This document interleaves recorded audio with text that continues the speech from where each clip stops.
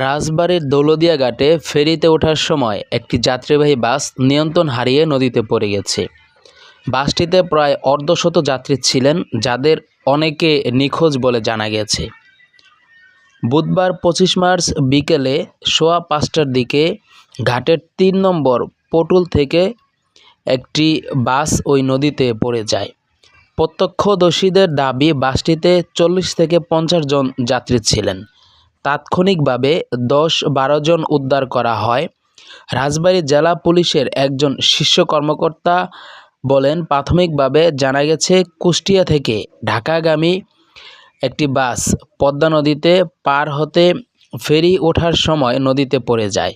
বাসটিতে প্রায় 50 জন যাত্রী ছিলেন। ঘটনার পরপরই উদ্ধার কার্যক্রম শুরু হয়েছে এবং ফায়ার সার্ভিস সহ সংশ্লিষ্ট বাহিনী উদ্ধার কাজে নিয়োজিত রয়েছে। এ বিষয়ে ফায়ার সার্ভিস সদর দপ্তর থেকে মিডিয়া সেলের কর্মকর্তা আনোয়ারুল ইসলাম দোলন জানান, ফায়ার সার্ভিসের ডুবুরি টিম কাজ করছে। ঢাকা সদর দপ্তর থেকে আরও ডুবুরি টিম যাচ্ছে। বাংলাদেশের অভ্যন্তরীণ নৌ পরিবহন কর্তৃপক্ষ জানিয়েছে, ফেরি গাড়ি লোড নেওয়ার সময় একটি বাস পটুলের সোজা পকেট দিয়ে পদ্মা নদীতে পড়ে যায়। বাসে যাত্রীদের উদ্ধারের জন্য স্থানীয় ডুবুরি দল কাজ করছে। পাশাপাশি বিআরটিডব্লিউ এর উদ্ধারকারী জাহাজ হামজা ঘটনাস্থলে পৌঁছেছে।